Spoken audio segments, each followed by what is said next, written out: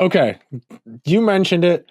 We're gonna play a little game, and we're gonna try and distill out some blame for this season. So the logic here is player A or player B. Who would you fault more for the Rangers having the type of season they're having right now? We're not including the GM or the coach because I think fundamentally you would get to the GM as the answer because the GM picks the guys who are on the team.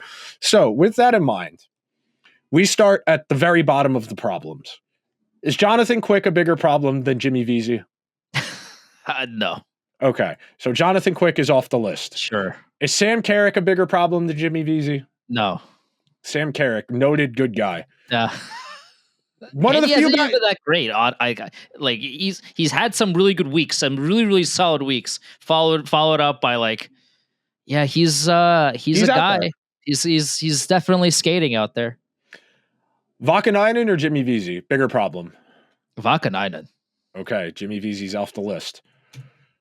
Vakanainen or Matt Rempe? It's a difficult question because this question isn't even on Matt Rempe himself. It's on the staff for continuing to shove him into the lineup. I think it has to be Vakanainen because he just plays more. Yeah, I would agree. Vakanainen or the departed Capo Caco? Vakanainen.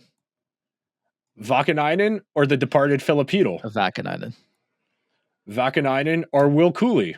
Vakanainen. Vakanainen or Riley Smith? Vakanainen. Vakanainen or Will Borgen?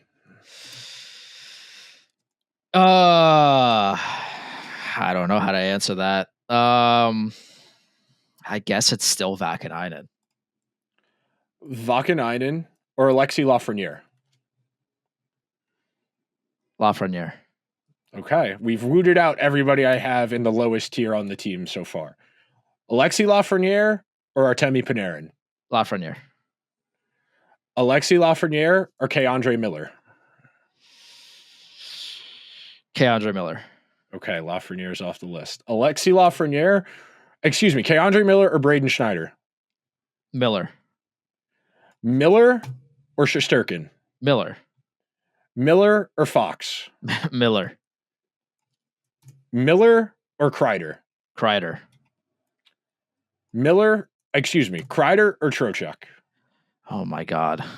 I would have to say it's Kreider because his drop off is so insane. It needs to be studied, and also he's still technically he's still in a top line role, and at least Trocheck has been awful. But Kreider's fall off is so bad that he's got more of this to blame. Also, him at 5-on-5 just doesn't exist. Kreider at 5-on-5 is he there? Does he play 5-on-5 minutes? I don't know. Genuinely. Kreider or Zibanejad? Zibanejad. Yeah. And then Zibanejad or Ryan Lindgren? Ryan Lindgren. It's funny you say that because I wanted to pull this up, and I think this is very illuminative to the Rangers' issues this year. So, in the minutes the Rangers have played this year with Zibanejad and Ryan Lindgren on the ice together, you want to take a guess at what the Rangers' goal differential is when Zibanejad and Lindgren are on the ice? It's got to be minus 40. They have been outscored 15-7, 5-on-5 in minutes when Ryan Lindgren and Zibanejad are on the ice together. Sure. In minutes where neither of those guys on the ice, the Rangers have outscored opponents 64-61. I think when you distill out the problems with this team, and if you're not starting the list with Lindgren, Zibanejad, I think you're missing the boat. Mm-hmm. Fundamentally, those are two guys with the roles they've been given and the associated responsibilities with those roles. I think they're the single two most culpable in the regression this year. Yes. Is Artemi Panarin playing as explosively, dynamically as he did last year? No. But he's still going to lead the team in points, which is why I put these two ahead of him.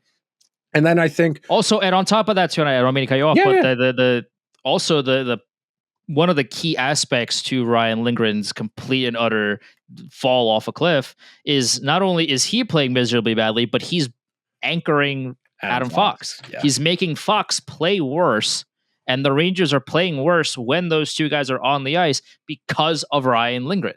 Like, it's not just Ryan Lindgren being bad in a vacuum. It's, he's so bad that one of the best defensemen in the entire world also looks worse and plays worse with Lindgren on the ice. Just for shits and giggles, I want to look this up real quick. So in Adam Fox's minutes without Ryan Lindgren this year, he's played 368 minutes without him. He's played 600 minutes with him. And the 368 minutes Adam Fox has played without Ryan Lindgren this year, the Rangers have outscored opponents 24-11. In the minutes they've played together, they've been outscored 27-25. It's really that straightforward. It really is that straightforward. And anybody who's getting into the weeds of complaining about Shesterkin or Fox, you are fundamentally missing the boat. I think it's hilarious that Vince tweeted Shesterkin's stats in his last 5 starts yesterday before the game against the Penguins. And then he was lights out against the Penguins, trying to frame the conversation around the goaltending issue. There isn't a goaltending issue. The team stinks. Yep. At a certain point, the team is what it is. Like you said, Andrew, when people tell you who they are, believe them. And this team has showed you who they are.